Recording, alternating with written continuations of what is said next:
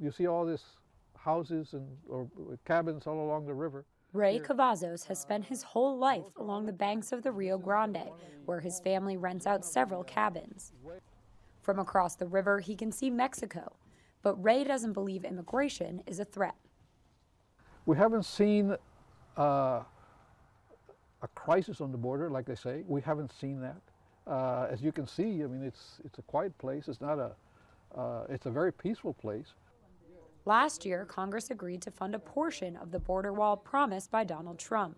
Since then, the Cavazos family has started receiving letters from the government announcing its intention to build on their grounds, effectively turning their property into a no man's land between the U.S. and Mexico.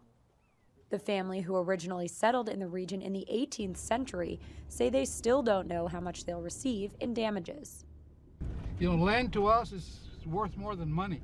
You know, we have an actual love for the land. 1 mile. Ray's cousin Fred is disabled and relies on the modest revenue of the cabin rentals to pay his medical bills. The family wants to bring their case to court. He wants to put in a fence or get a wall. And what about the people that somehow I'm going to die because of this stupidity?